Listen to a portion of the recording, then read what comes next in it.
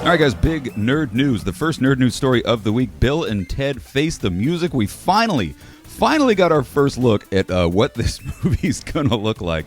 The trailer dropped, I believe, on Monday, and Twitter went batshit crazy for it. We're going to read Twitter reactions from you, the fans, most of which were very positive. I really enjoyed the trailer, but I will admit it took me a couple viewings. I've been waiting for this trailer for a really, really long time, so I didn't know quite what to expect.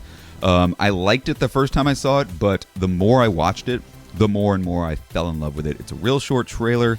I got to recommend, keep on watching it. If you're a fan of Bill and Ted and the first viewing didn't really knock your socks off, watch it again.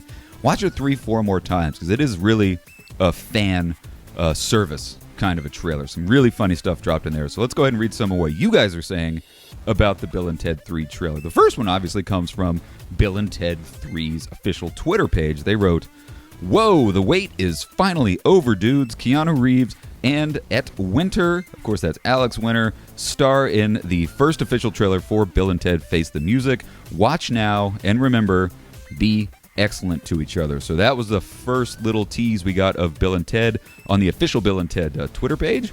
Well, you people reacted. We're going to read some of the positives, some of the middle of the roads, and some of the negatives right now. So some positives. The first one comes from David Quantic. Wrote, "I don't care if it's awful, it will be great because it's Bill and Ted 3. I totally agree, David. It could be just shit in a shoebox and I would still get excited about the movie. Keith Phillips writes, "The trailer seems to suggest..." This is an interesting one. Let me just stop.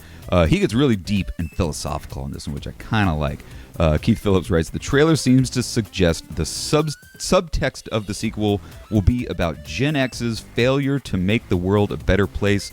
So maybe instead of being years late, it will be perfectly timed." So Gen X's failure to make the world a better place. You kind of hit the nail on the head there, Keith.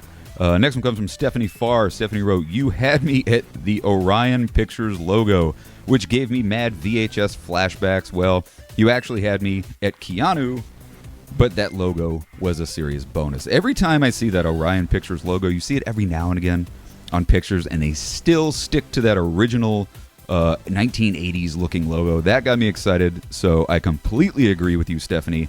Every time I see that logo, I get a little goosebumps going on. This next one's sort of a cautiously optimistic review and tweet. Comes from Jay Bowman. Jay writes, "The best thing about this series is the increasingly absurd alternate iterations of Bill and Ted introduced in Bogus Journey, and this new one seems to be embracing that same kind of weirdness. We get midlife crisis Bill and Ted and buff prison Bill and Ted. I am cautiously optimistic." Good point, Jay. Everybody that saw Bill and Ted Bogus Journey, you know we saw the robot version, the evil robot us's from Bill and Ted Bogus Journey. Now we're going to get the prison buff Bill and Ted. Hopefully prison buff Bill and Ted roll around with original Bill and Ted in the movie, and we get a lot of prison buff. Because honestly, that was like the highlight of the entire trailer, was prison buff Bill and Ted. So let's get into a couple of the negatives. They're real short. First one comes from Ollie Gibbs. Ollie Gibbs writes, "Turns out I didn't need a Bill and Ted 3. Ollie clearly did not like it. Sounds like you were really excited about it, but did not dig it. Turns out I didn't need a Bill and Ted 3. Next one comes from Hans Goober.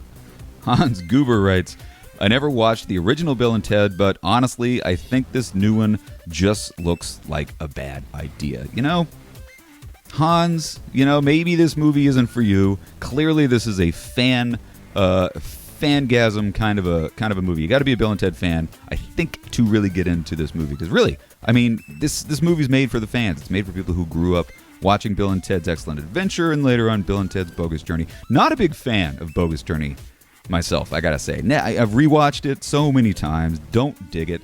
It has its moments. So hopefully Bill and Ted Face the Music is a little more akin to Bill and Ted Excellent Adventure than it is to Bill and Ted's Bogus Journey. So what do you guys think? Let us know in the comment section. What did you think about the Bill and Ted trailer?